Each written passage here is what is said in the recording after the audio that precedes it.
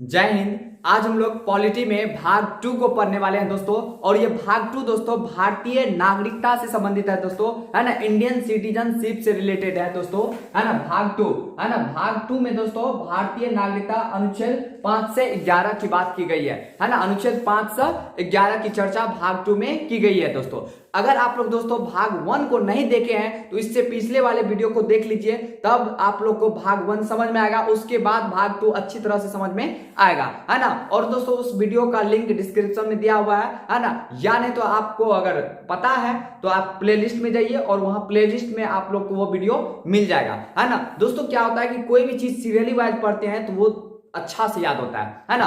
और दोस्तों हम आप लोग को गारंटी देते हैं कि पॉलिटी को रटना नहीं है, समझना है और समझ करके याद रखना है, जो कि हमेशा के लिए वो याद रहेगा बिल्कुल।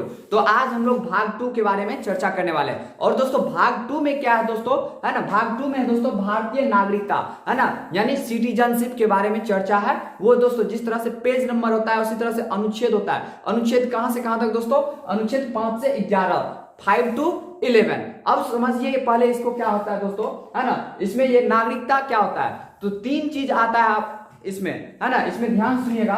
पहला आता है दोस्तों पर्सन, उसके बाद आता है सिटीजन, उसके बाद होता है माइनॉरिटी, है ना, जिसको हम लोग अल्पसंख्यक बोलते हैं। तो ध्यान से सुनिएगा दोस्तों, पर्सन क्या होता है कि पर्सन क्या होता है कि अगर मान लीजिए कि कोई देश से कोई आदमी घूमने आया इंडिया, है ना, तो वो क्या हो गया, वो पर्सन हो गया। वो क्या हो गया दोस्तों, वो पर्सन, यानी विदेशी आदमी जब इंडिया आएगा तो वो इंडिया के लिए क्या हो जाएगा, वो पर्सन हो जाएगा।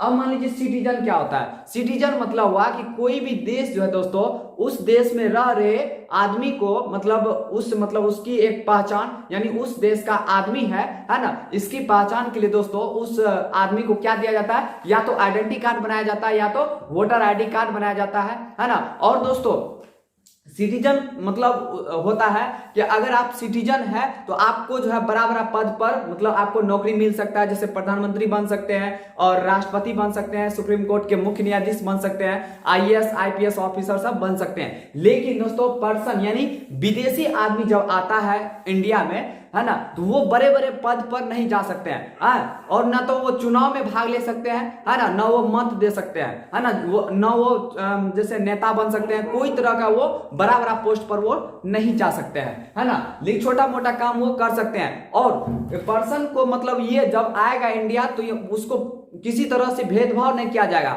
नहीं उसको पिटाई किया जाएगा। अब सपोज कीजिए पाकिस्तान से कोई आदमी इंडिया आ जाएगा घूमने के लिए, तो क्या उसको पिटाई करेगा? अगर पिटाई करेगा तो उसको कानूनी कार्यवाही किया जाएगा उस आदमी पर। इसलिए पर्सन को कोई तकलीफ नहीं होगा, आप यहां पर आकर के स्वतंत्र घूम सकते हैं, कोई दिक्कत की बात नहीं है। लेकिन आपको बड़े बड़े पद पर आपको जॉब नहीं दिया जाएगा, ठीक है। तो वो हो गया दोस्तों पर्सन। सिटीजन क्या हुआ कि आपको एक मतलब देश में रह रहे आदमी को एक क्या होता है, प्रूफ होता है ना, कि आप इसी देश के नागरिक हैं, है ना। उसके लिए दोस्तों वोटर आईडी कार्ड होता है, आइडेंटिटी कार्ड होता है, आधार कार्ड होता है, ये सारा चीज होता है। वो सिटीजनशिप के लिए दोस्तों क्या होता है, एक आईडी होता है ना। और दोस्तों सिटीजन में क्या होता है कि आप वोट भी डाल सकते हैं, है ना, चुनाव भी लड़ सकते हैं। लेकिन ऐसा पर्सन चुनाव भी नहीं लड़ सकता है, ना ही वोट डाल सकता है। आई होप आप लोग को दोनों में क्लियर हो गया होगा। क्लियर। अब देखिए एक माइनॉरिटी होता है दोस्तों अल्पसंख्यक। अल्पसंख्यक मतलब दोस्तों अगर मान लीजिए जैसे इंडिया है, तो इंडिया दोस्तों लगभग क्या है, हिंदू प्रधान देश है। उसमें जो भी अलग मतलब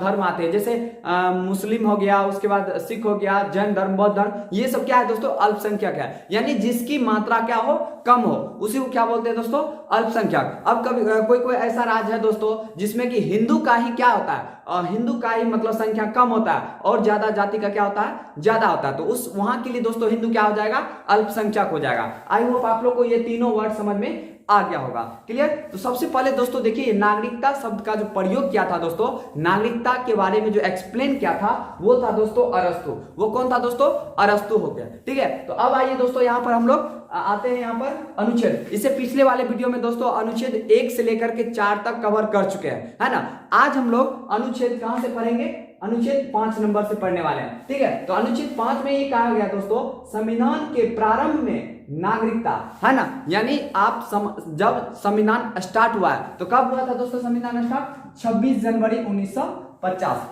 है ना। तो मान लीजिए तभी देश क्या हो रहा था, आजाद हो रहा था, है ना। तो तभी तो बहुत सारा अंग्रेज भी मतलब इंडिया में था, है ना। तो उस समय में बताइए किसको मतलब यहाँ का नागरिकता माना जाए, है ना। तो वहां पर जो है कंफ्यूजन हो गया। तो उसके लिए दोस्तों अनुच्छेद 5 लाया गया। कौन सा लाया गया दोस्तों, उसके लिए अनुच्छेद, यानी प्रारंभ में जब इंडिया स्वतंत्र हो गया था उस समय दोस्तों कौन कौन इंडिया में रहेगा, यानी कौन कौन इंडिया का आदमी होगा, यानी उसकी नागरिकता प्राप्त होगा, कौन नहीं होगा। तो वो उसके लिए दोस्तों कौन सा अनुच्छेद आया था दोस्तों, अनुच्छेद 5, है ना। एक्चुअली दोस्तों यहां पर देखिए ये अनुच्छेद 5 कह रहा है कि यहाँ पर आपको 3 कंडीशन दिया गया, है ना। उस समय में कितना कंडीशन दिया गया, यहाँ की नागरिकता होने के लिए 3 कंडीशन में से कोई एक अगर फॉलो हो रहा है तो आप यहाँ के नागरिकता हो सकते हैं, ठीक है। जैसे कि पहला है उसका जन्म क्या होना चाहिए दोस्तों, भारत में होना चाहिए, है ना। अगर आपका जन्म, है ना, उस समय में जब भारत मतलब संविधान लागू हुआ था उस समय में अगर आपका जन्म भारत में हुआ,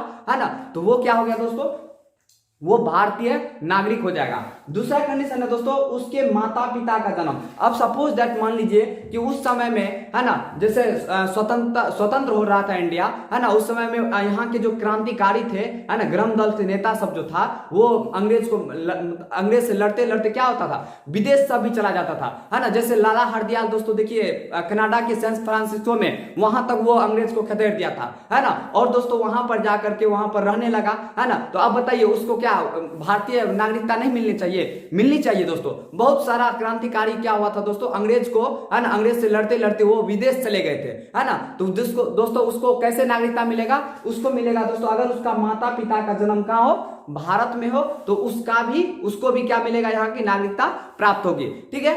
अब देखिए दोस्तों यहाँ पर क्या है, तीसरा कंडीशन ये है कि संविधान लागू कब हुआ दोस्तों, 26 जनवरी 1950 से 5 साल पहले ही भारत में रहता हो।